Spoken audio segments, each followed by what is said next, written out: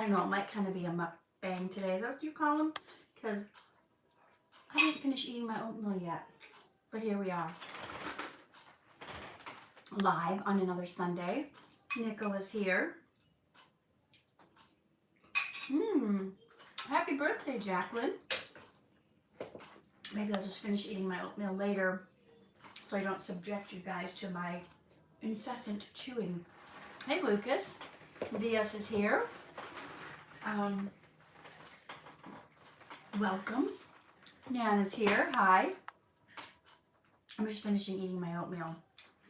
I don't know. Do you remember that craze that happened like, was that 3-5 years ago? They used to do this thing called mukbangs. Is that what it's called? Mukbang. And people would literally, YouTubers would literally go on and like have a conversation with people while they were eating. I've never done it before. I wasn't planning to do it today, but I didn't finish my oatmeal and then it was time for the live to start. But Nicholas says, oh, mukbangs. I think it's kind of rude to eat on camera personally, but here we are. I may take a couple more bites. I don't know, I'm kind of hungry today. So guys, let's see. Baddies asks if I still perform for Dhar Mann. Yes. I'm actually shooting tomorrow. I've got so much stuff in the background. Let me just remove some of it. Kind of distracting, right? So welcome everyone. I'm happy you're here. I'm ready to answer whatever questions you have within reason. I also have a little topic I want to talk about when we get to it because I think we've all experienced sadness or depression in our lives. Yes, Nicola, I'm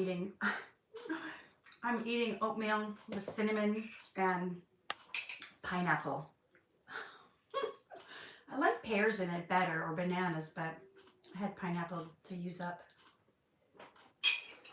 A little bit of maple syrup. So, ask me your questions.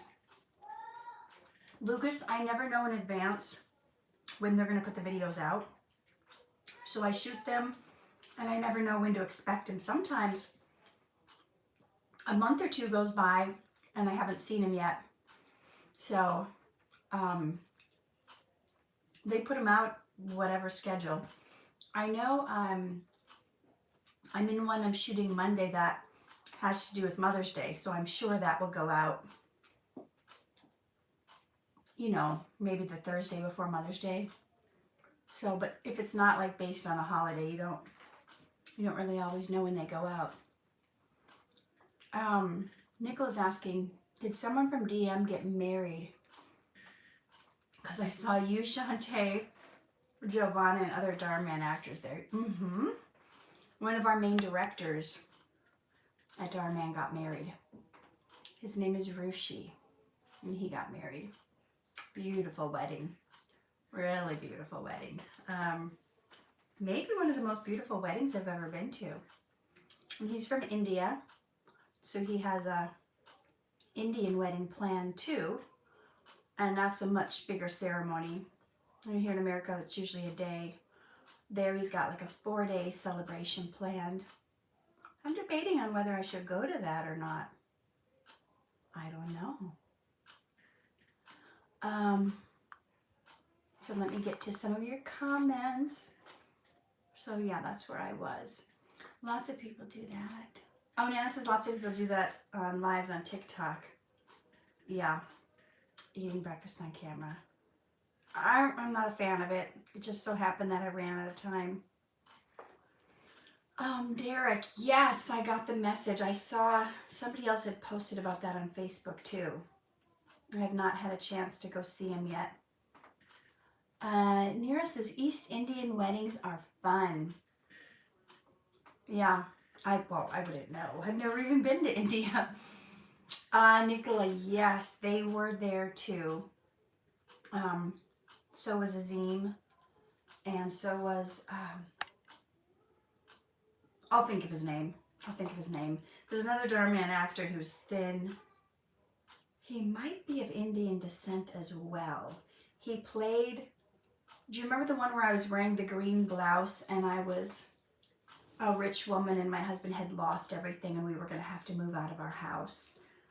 He played my driver in that.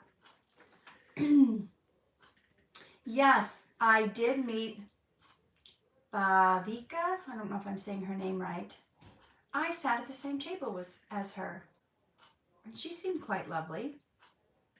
We have never worked together before. Sean says it's been a long time since I've been on your lives. Well, welcome back. So what's been happening? Junior, you can go back and watch the lives and find out what has been happening there. I do them, then I forget. I know we did one recently on forgiveness, right? I think that was a really good one.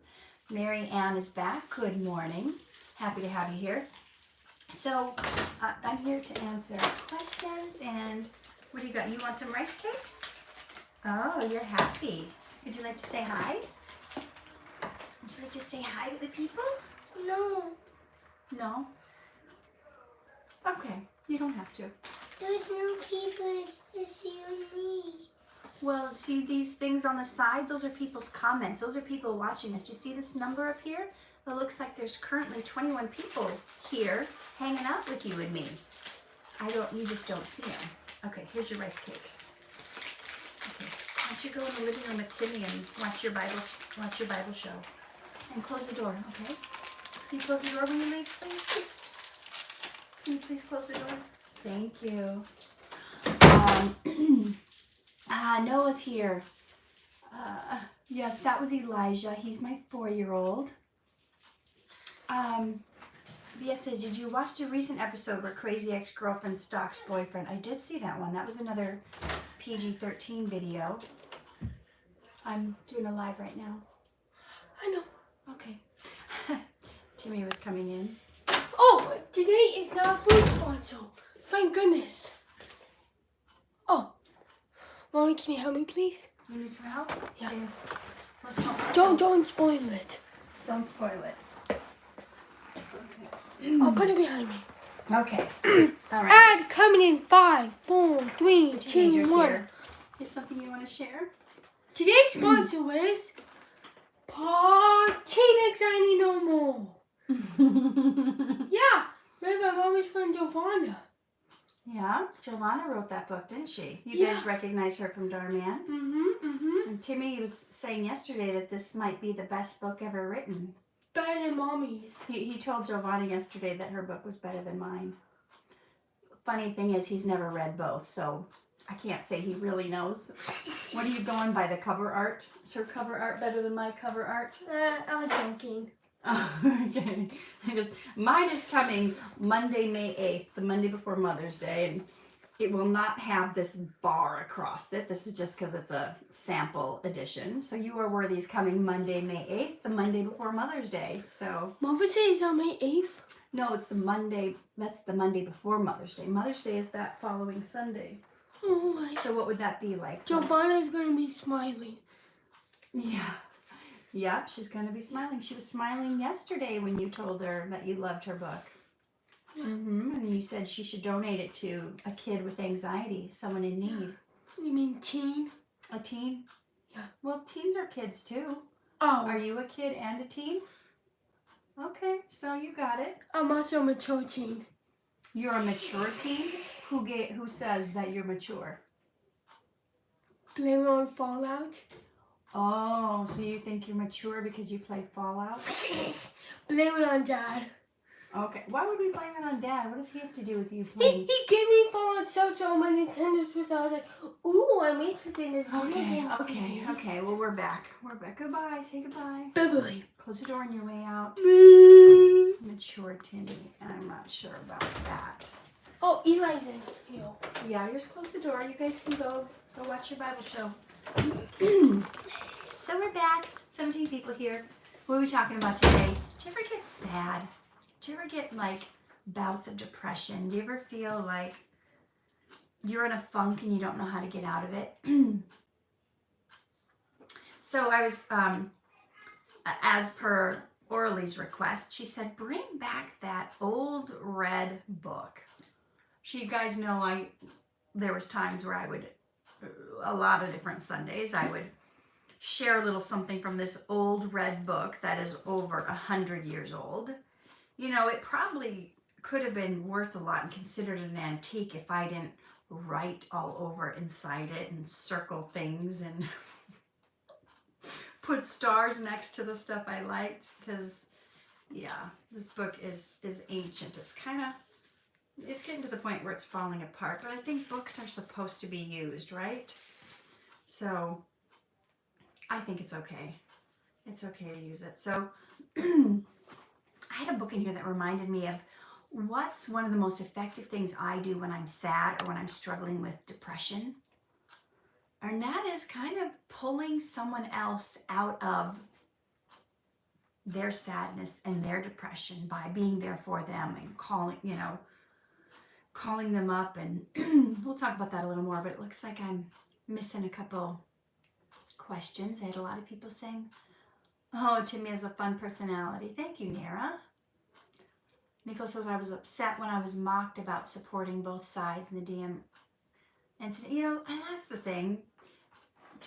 Just try not to get upset. People, see, that's the thing. Everyone is going to have opinions. Some people have opinions that Dhar is great. Some people have opinions that he's not because of certain things that the protesters said about him. And you're of the mindset that you like actors on both sides. See, there's 3 different opinions right there. And we can't get upset with people just because they have different opinions than us. That's kind of life, right? Think about politics. Think about something great like ice cream flavors. If everybody loved vanilla, they would have never invented any other flavors, right? There would have only been vanilla ice cream. So part of the beauty in life is our diversity, is our different tastes in things. Politics. Look at politics. If everyone liked only one way to do politics, there wouldn't be other politicians that come up against another and have their debates. There's different, like the saying, there's different strokes for different folks. So everyone's going to have a different opinion. Yeah, it kind of stinks when others make fun of you or put you down or say that you shouldn't feel a certain way. But ultimately, you have to decide what's best for you, what's right for you. How do you feel about it? Do you feel good about this decision you've made? Then who cares what anybody else thinks? If you're going through life and you're doing stuff that's making you feel good, making you feel happy, it's not hurting others, it's none of your business what others think of you. That's probably the biggest lesson I ever learned from my mentor, Marshall Ferguson. He would constantly pound it into me. It's none of your business what other people think of you. And that was extremely hard to understand. But when people were talking about me and were saying mean things about me, were gossiping, were making up lies, and he would say, it's none of your business what other people think of you. And I would say, how can it not be my business? They're talking about me. But, hey, Edmund, but we have to remember, even if people are talking about you, in a lot of ways, it's not really about you. Because when someone talks, they're kind of exposing who they are. They're exposing their opinions, their judgments on what they think is right or wrong. We've all done it, right? Some of you guys who were on my video Friday were sharing their opinion and they were putting down good works. There's other people who are on my channel who are putting down Dhar Mann. They're just people's opinions. And they don't necessarily even reflect the state of another person. So you can talk trash about another person all day long, but that doesn't mean the things that you're saying are even true. So, oh, Donald says, that was the way Robin Williams was. He suffered from severe depression, but he was hilarious. He was trying to pull others into a happy place, right? Hey, Anandit. Hey, Sergio. So yeah, sometimes that's just part of kind of the society that we're in right now, Nicola. You'll be exposed for sharing your opinion, but what's worse, and how I used to be for years, is I would never share my opinion. I just tried to be quiet, tried to not have other people know how I really felt, because I didn't want to ruffle any feathers. I didn't want to shake things up. And it was interesting, during the time where the protest was really at the highest heat, and I was having like anxiety over sharing my thoughts because it went against the louder narrative. I was like, I should just be quiet. I shouldn't say anything, because I was so scared, which is so silly, in hindsight. I was so scared that someone would like say bad things about me or call me out. But I had to get over that fear, because I had to tell the truth. And I had to tell my true experiences, despite what the loud and angry people were saying. I had to say, I do not resonate with what they're saying at all. It's almost like I didn't understand it. It was like, we don't even work at the same place. I had nothing bad to say about it. So I said, I can't be silent, because people need to hear the other side. So that Sunday at church, when I was feeling all anxious, the pastor's wife got up and she was talking about faith. And the line she said that really hit home is when she said, you gotta have some fight behind your faith. And I thought, ooh, I'm not the fighter. I'm the one that shrinks back and hides in the corner. I'm not the bold one. And I remember looking in the mirror and saying to God, I can't do this. I can't put my opinion out. I can't be bold. You're going to have to ask someone else to do it. I'm not bold. And I heard God say to my spirit, you don't decide who you are. I decide who you are.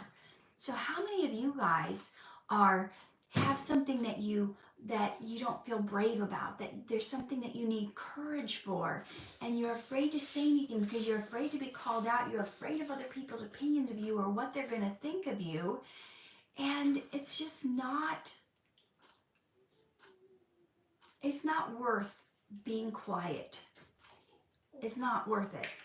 When you believe something deeply and strongly, you should be able to share it regardless of what other people think of you.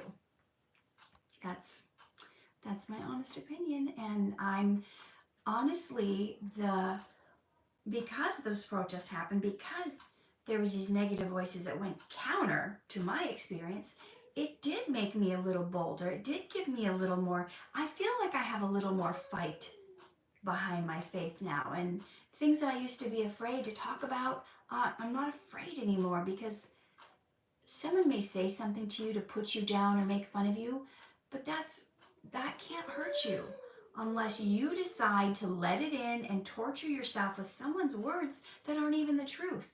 So recently, there was a gal that approached me and said, I want to interview you about your opinion on the Dhar Mann thing, because I've interviewed, she said she interviewed Chaz and Mayor and Michael and I don't know who else. She's like, I want to get the other side.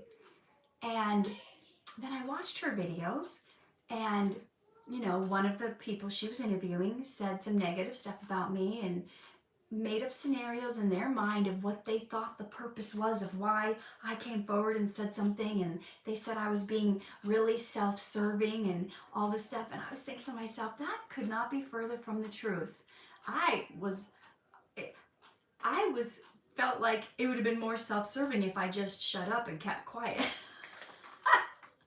Like, I was not making this my opinion to impress anyone, to show Dhar I'm on his side.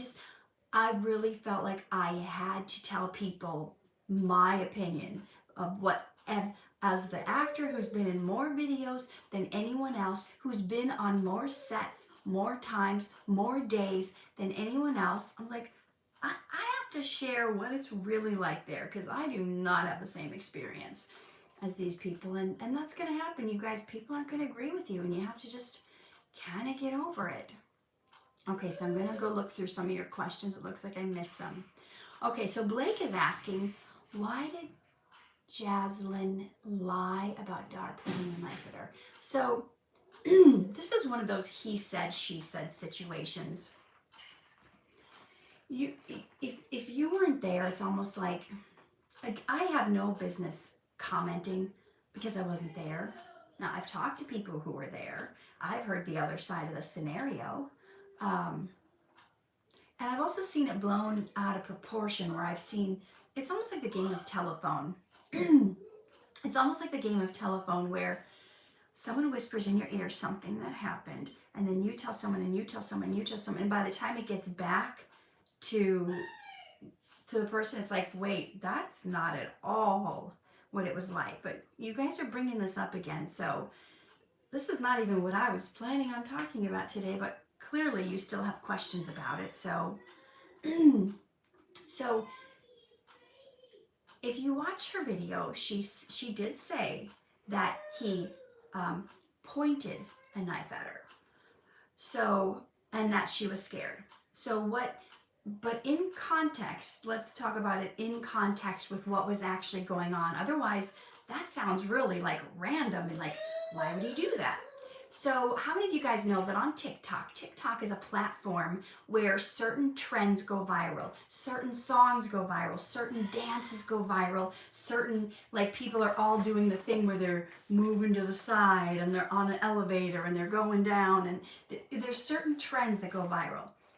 So back when this happened, I think it was in like October, September, it was right before Halloween, there was a TikTok that went viral.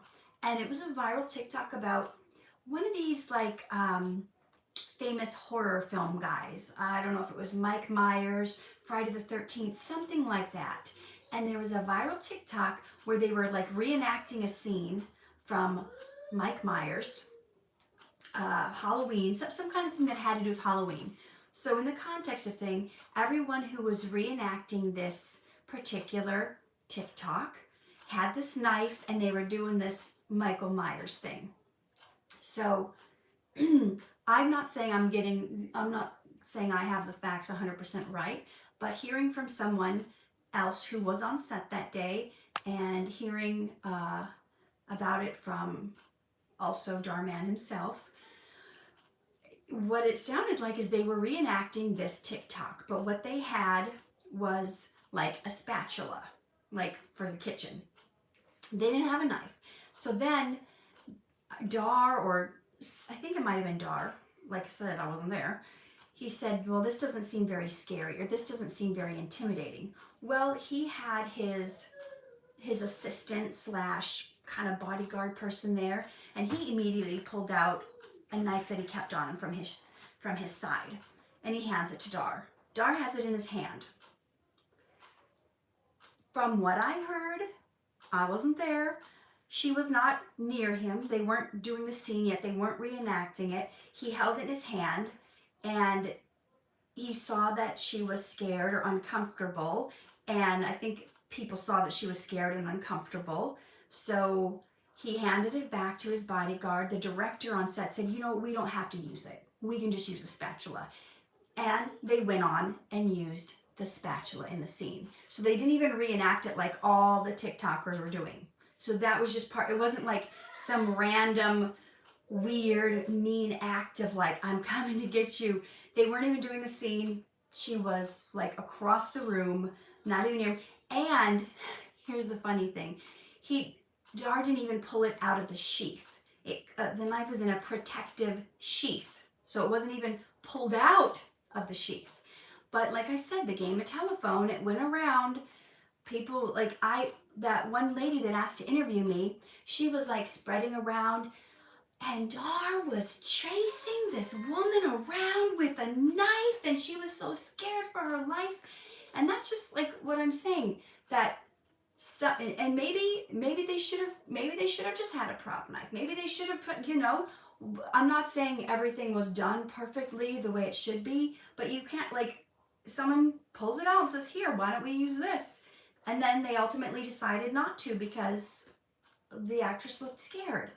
So, but it blew up into this thing that he's like chasing her around with a knife, and the sets are scary. Like like your boss is coming to murder you. And that's just how things got blown out of proportion. And like I said, I wasn't there. We've heard the other side. We've heard Jasmine say it was pointed at her, like it was pointed in her direction. But she didn't say anything beyond that, being scared and all that kind of stuff. So that's just an example of how certain things can get blown into these huge things that aren't even like accurate. So I had so many comments like on my videos like, is Dhar pointing a knife at you? Are you scared for your life? Blink 5 times if you need help.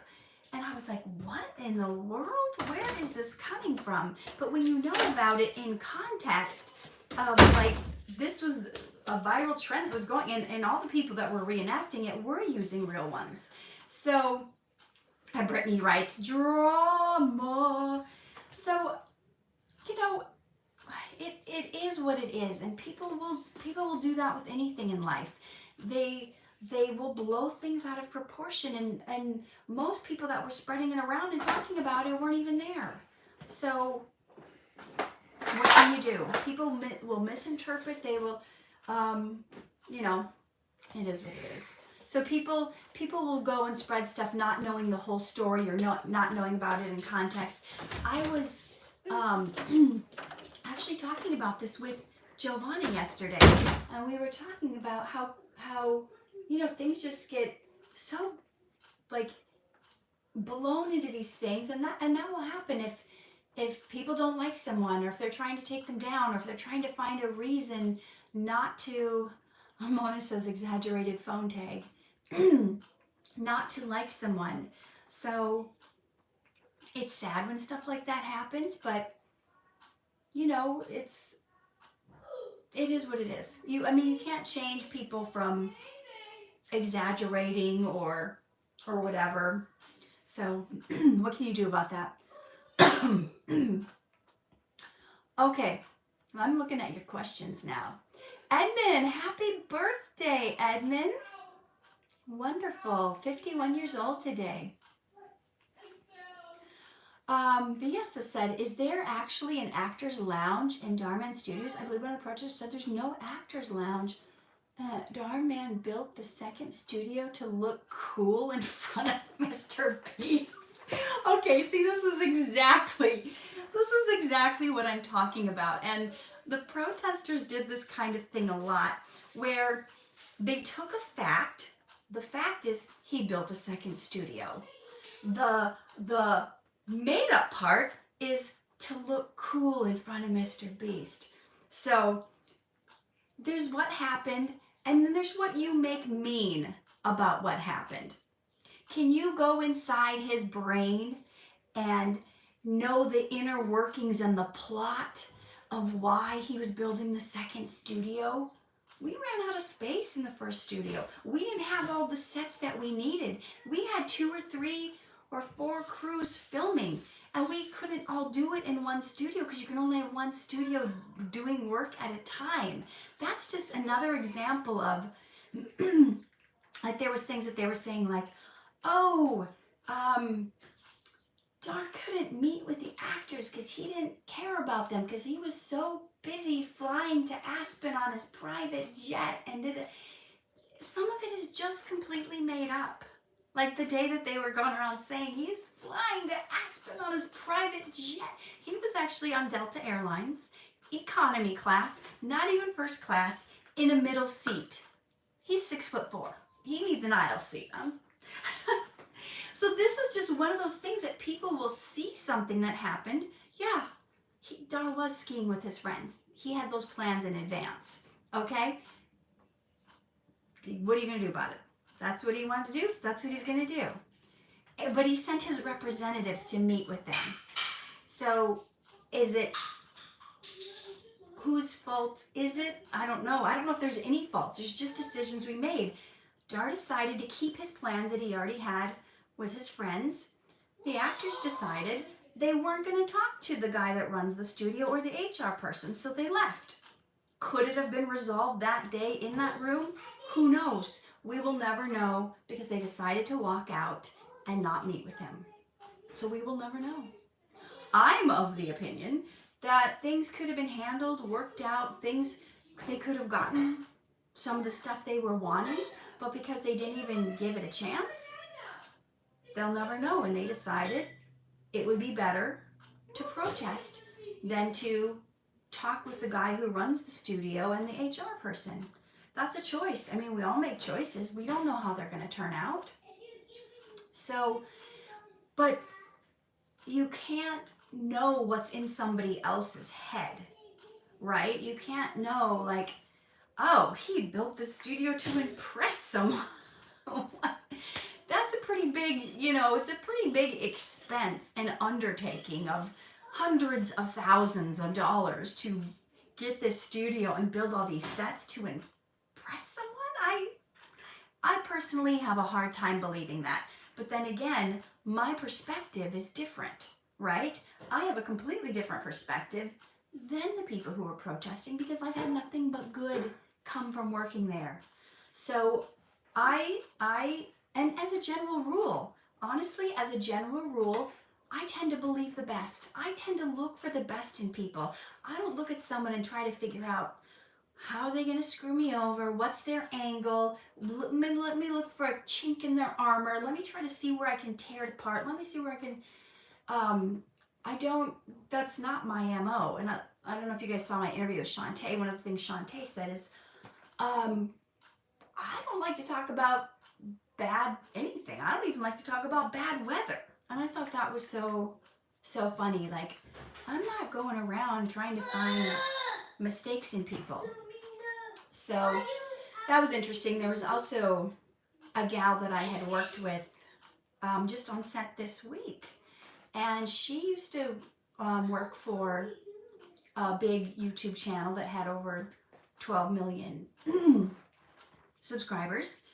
And it got to the point where they kind of had maybe a similar situation where they were unhappy with some of the terms of their contract or whatever, but they handled it privately, behind closed doors, and didn't involve the fans. And they made a decision to handle it privately and not air their dirty laundry for all the fans to see and let them in on the inner workings. And they just decided, to part ways because they couldn't work together anymore. And I mean, that's kind of a more dignified way to handle it, I guess. And so they just, when fans would ask, they just, kind of made some statement about how we've got our own creative paths and we're going this other direction and things like that. So, yeah, it's just interesting, we're all going to handle situations in life differently. And, if I ever have a problem at work, I will sit down and talk to whoever they send me to talk to. I just personally, it's just not my thing. It's not my vibe to be part of a big public thing. Maybe just because I'm more of a private person, and I don't necessarily fault someone for, using their constitutional right to, that's one of the beauties of America, that we're allowed to protest. We're allowed to, share our opinions, and that's a great thing. And I don't think that should be silenced. Our ability to speak. There's a lot of stuff going on the internet where if you say something that doesn't line up with what the people who run these social media pages want you to say, you can be silenced. Your page can be shut down. And I don't think that's cool. So, yeah. Okay, you guys have said a lot since I made that statement. Personally, yes, I don't think anyone could know Dhar's intentions. I'm just like, you don't know my intentions or anyone else's. So people can say, oh, you did this because of that, but you would never know why somebody did something, And even if they tell you why they did something, it doesn't mean they're telling the truth, right? Yeah, you're right, Nicola. Just like people spread all those rumors about Mikey and Jay being fired, and that did not happen. So, yeah, Acme asks, so why do people commit terrible acts to others? How do our actions affect others? You know, kind of everything in life is a bit of a ripple effect. Things that we do just ripple on, and we don't realize how, like, let's say we smoked a joint and we got behind the wheel and we drove and we were kind of out of it and we hit someone, and that person ends up in the hospital. Because they're in the hospital, they lose their job and they can't work. Because they can't work, their family loses their apartment. Because they lose their apartment, they end up on the streets. They're starving. Maybe the kids commit crimes they're robbing places just to feed their family, and it ends up putting their kid in jail for life because you decided to smoke a joint and get behind the wheel. The ripple effect, you have no idea how many generations that ripple effect goes into, as the person's in the hospital and the people are homeless, and that's, it spreads. That's just one little offshoot of it. You don't know what happens to the person in prison. You don't know what happens to the person that now is paralyzed and can't walk again. You don't know what happens to the wife and this little sister, like what they're forced to do to make ends meet because you decided, I'm fine, I can get behind the wheel. So everything we do has a way of affecting others. So whenever it's possible, think of others. Show acts of kindness. Do go out of your way to be a good person, to help others, and not be selfish. It's a good way to think about it. You never know how you're going to affect people. Okay, let's look at some of the stuff you're saying.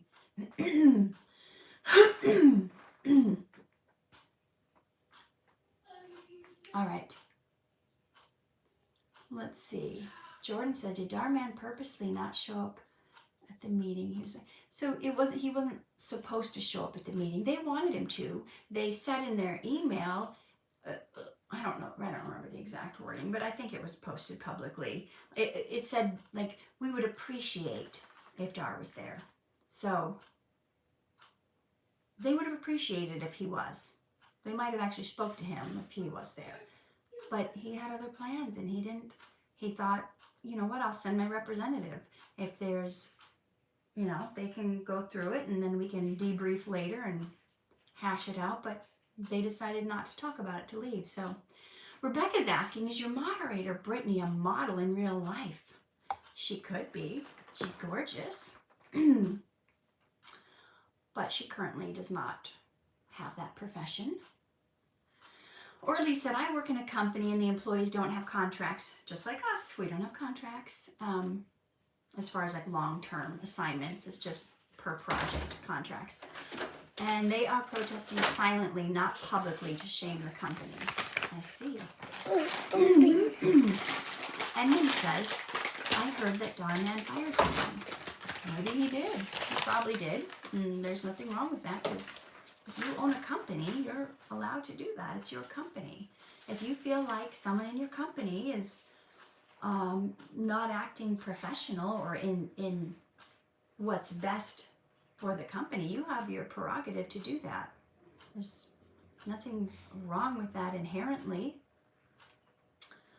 Okay, Acme says, should people advocate for themselves in a healthy way to stop any terrible actions? How come people cannot advocate for themselves? There's a million reasons why people don't advocate for themselves. Sometimes you're nervous, sometimes you're scared, sometimes you're afraid to forget, sometimes you require someone who's more up on the process. Someone who knows the law, someone who knows certain things. I don't know. I know we're still bringing up this Dhar Mann stuff, and a lot of us would like to move on, but I understand that there's still some of you guys that maybe don't understand, or you're on the fence. And I'm just answering questions. This isn't something I brought up. I had a different topic I was going to talk about today.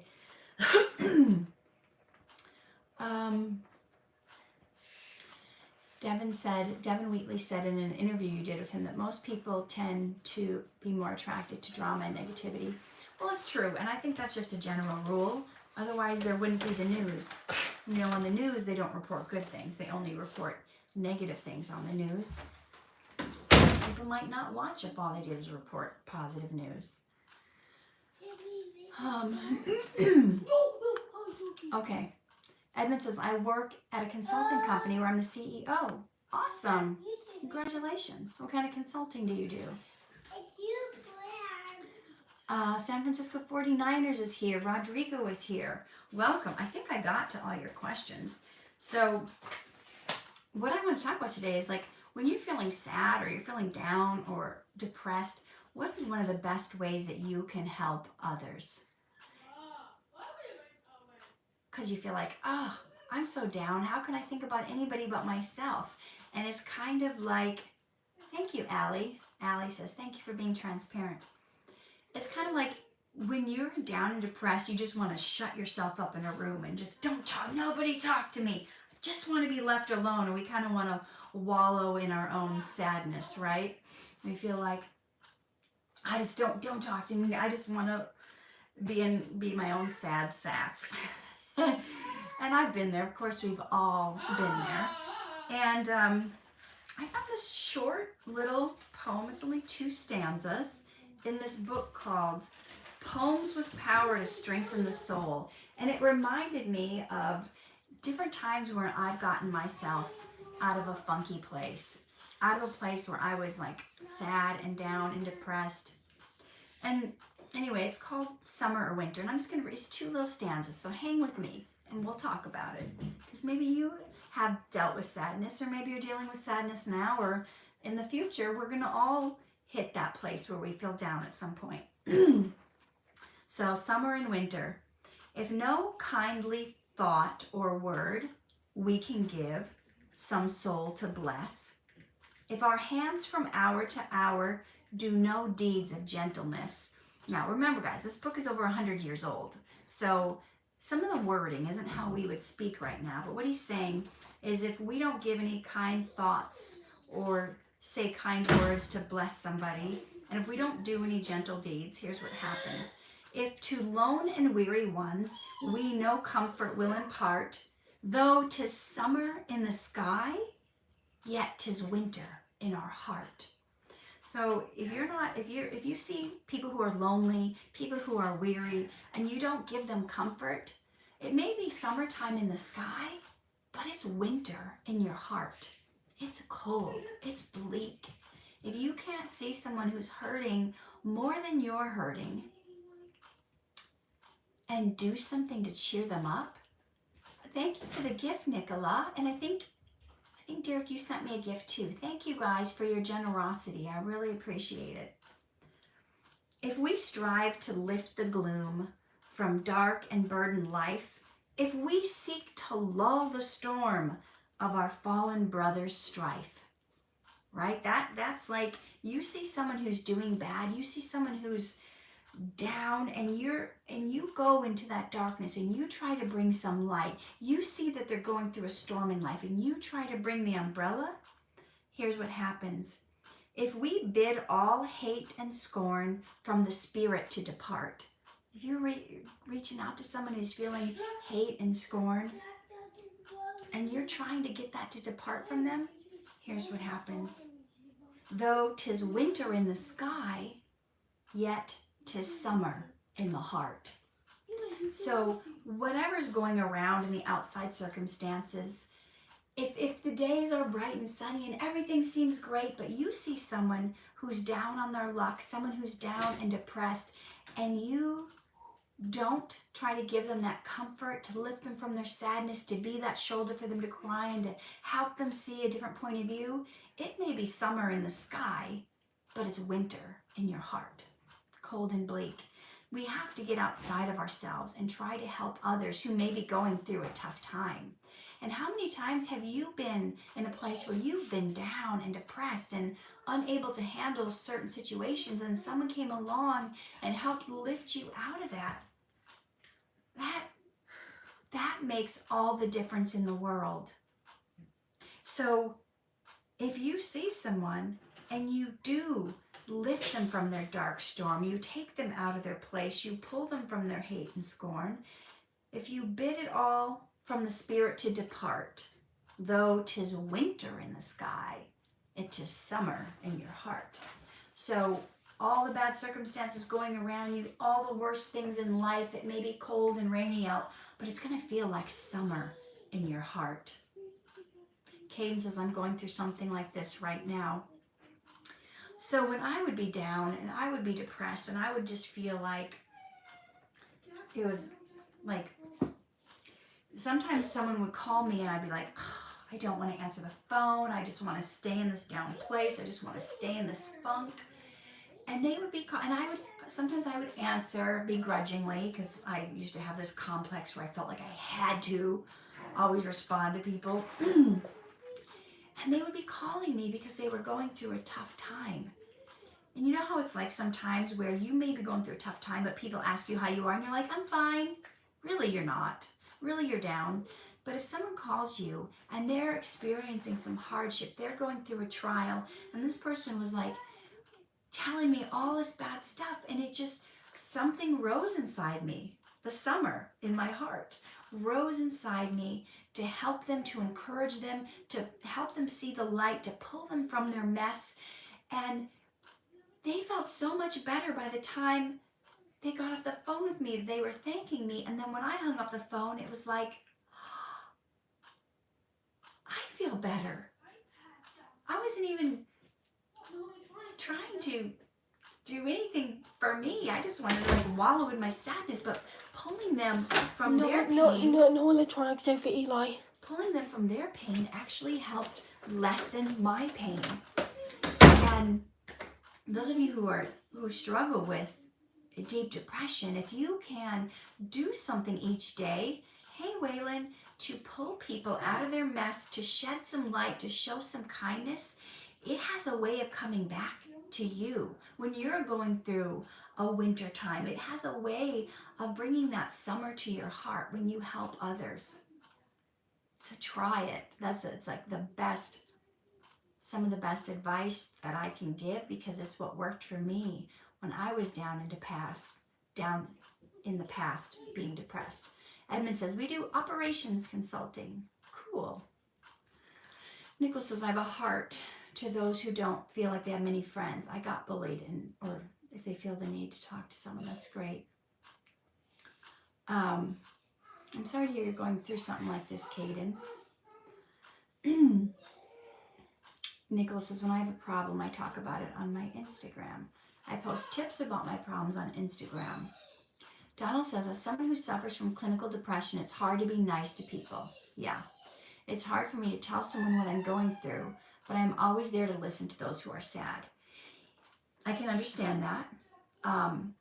And Donald, do you think some of your, and this is just a question, do you think some of your depression that you deal with is because you don't like some things about yourself? Because when you say it's hard to be nice to people, for me, when I had a hard time being nice to people, it was because I didn't like myself. So I'm just curious to see if you feel like that might be one of the things you struggle with as well. But you do say you're always there. You try to listen to those who are sad. Do you notice when you are there for someone who's sad and you talk them through whatever they're going through, do you notice that you feel a little bit better afterwards? Like, I helped them, I made some contribution. Because sometimes when we stay stuck in our sadness or our depression, part of that is we can feel worthless. We can feel like we have nothing to give. But when we actually make a concentrated effort to help someone, even just to be a listening ear, we somehow feel like we are needed. There is a purpose for us. I'm curious to hear your thoughts on that. Ayamin, did I say your name right? How are you? Marianne says, I lost my cat Maggie 4 weeks ago. I lost my cat Oliver 2 weeks ago. My car's been in the shop for 3 weeks. Thank God I have friends to give me rides. My goodness. Amazing. Rebecca says, do you experience this way with your clients? And why do you do what you do? Do they help you with your pain sometimes? Probably. Usually though, I try to get in a place where I'm not feeling down or I'm not feeling sadness. Like I don't want to bring, like if I'm going through something mentally or emotionally, I make a concentrated effort to do everything I can to not be in that place when I have my calls with my clients.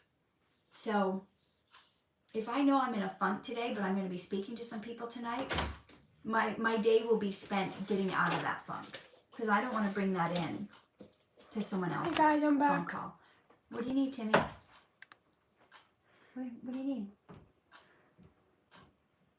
Okay, you trying to be the ladies' man? You're like raising your brows, like, hey, baby.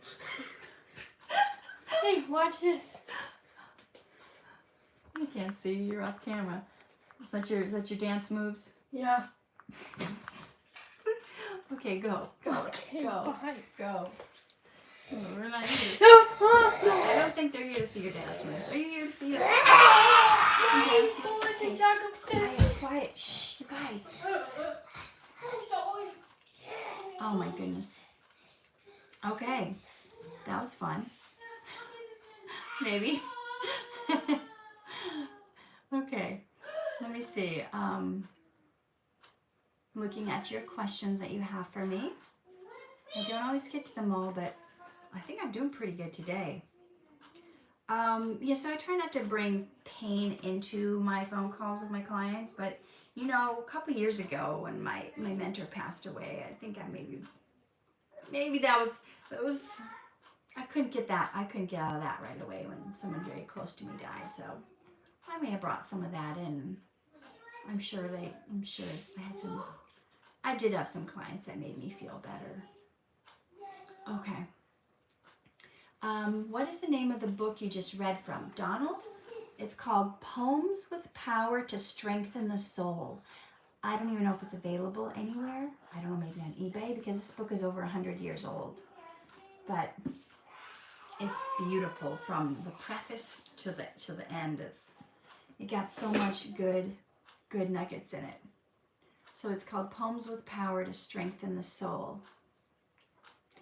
Caden said, this is actually kind of helping. Yay! I'm happy to hear that. Acme Wasi says, I tend to pray for guidance, and I talk to a therapist, my friends, and my family. How do people tend to keep those sad feelings to themselves? Is it because of an inner conflict they're facing? Well, I certainly couldn't answer for everyone who's going through sadness, so I'm sure each person has a different reason for keeping it to themselves. Some people don't want to be a burden or bother others. Some people feel like, oh, I should just be able to get over this. Some people just don't want to tell people because they don't want anyone to interfere. I'm sure there's hundreds of reasons that people don't tell someone what they're going through. Leah says, thank you for taking the time to share advice on how to deal with sadness. You're a true inspiration to me and many people. Don't waste your time and energy on people speaking negatively to you. Thank you. I try not to. Super Cool says, sometimes I handle my sadness by eating ice cream. And that's a coping mechanism. Mommy, boys and Jack are all and this puppy are trying to attack me. Okay, not right now, Timmy. Stuffed animals can't attack you. Oh yeah? What's this? Okay, goodbye. So shut the door on your way out. So that is a coping mechanism. Alcohol is a coping mechanism. Drugs are a coping mechanism. Hooking up with lots of people is a coping mechanism. But after you're done eating the ice cream, after the drugs have run out, after that person leaves your bed, the problem's still there.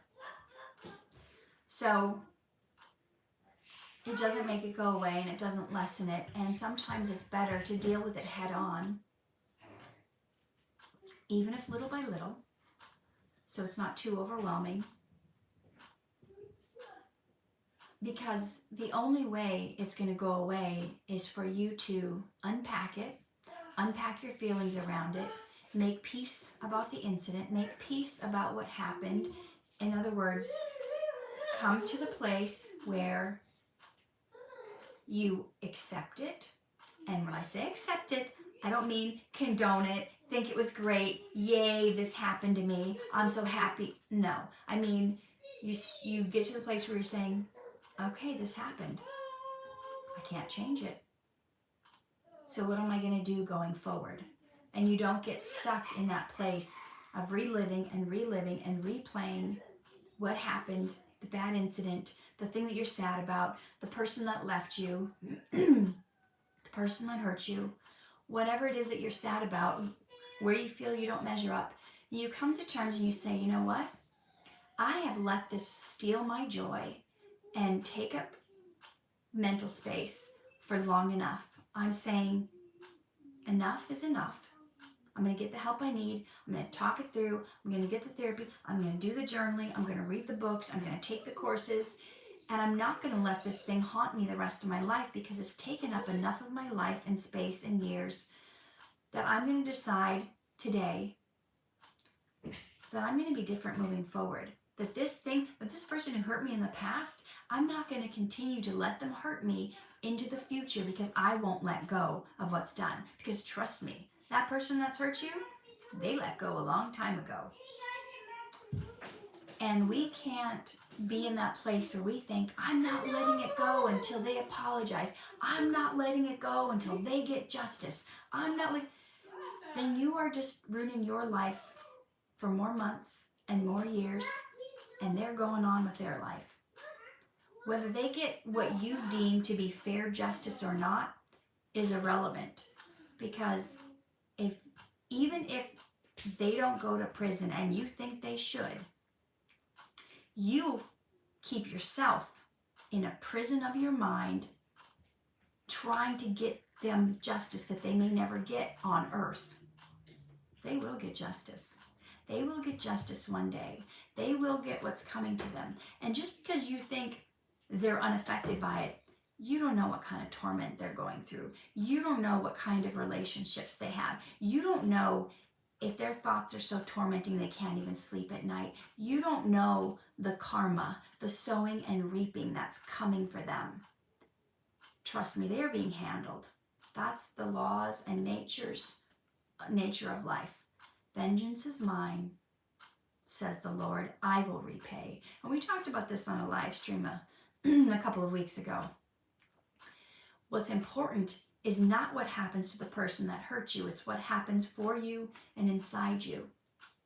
So, though it may be winter all around you, it can be summer in your heart. You can have that warmth back. You can get your joy back. No matter what has happened, you can get your joy back. Right? Who do I think of when I think of a perfect example of that, the perfect testimony? I think of Joyce Myers, who is a pastor, a preacher, TV evangelist, and she could have had every excuse in the book not to do the calling on her life, not to do what God had for her to do, because her own father molested her, raped her 200 times. Her mom knew, never stopped it. If she would have stayed, that's something that you could stay stuck in for the rest of your life. But she wasn't going to stay stuck in that winter. It took a long time for her to get out of it and repair from it, but she decided having summer in her heart, having forgiveness was more important than harboring and holding against them. And she said something recently that struck me. How do you know if you've forgiven someone? And she says, you know by how you treat them. And she took care of her parents until the day they died. She didn't mistreat them. She said, it's not like I had ushy, gushy, lovey feelings towards them all the time. But when they got old and God told her, you need to take care of them, you need to take care of them, provide for them, she did. So, you know, everybody's situation and circumstance is different. If someone like really hurts you physically in a whatever kind of way, I'm not saying go take care of them now, go pay their rent. That's not what I'm saying. God is going to speak to each of us individually about what we're going through and how we need to deal with it. But what I'm telling you is that even if you've been hurt, even if you had an atrocity happen, you don't have to take that cold bitterness with you all the time. You don't have to keep that winter in your heart. You can let it go, and it can be summer again. Even if someone left you, hurt you to the point where you're now disabled or you can't walk or whatever, inside you can have that warmth and that love and that joy. I'm not saying you'll ever get back what's been taken from you, but you don't have to live in that place of bitterness, sadness, and desolation. You can choose to let go, to love, to trust that God will take care of it, and most importantly, that He will take care of you, and that He will turn all things around for you to give you a future and a hope. God bless you guys. Thanks for being here today. Live true, love hard.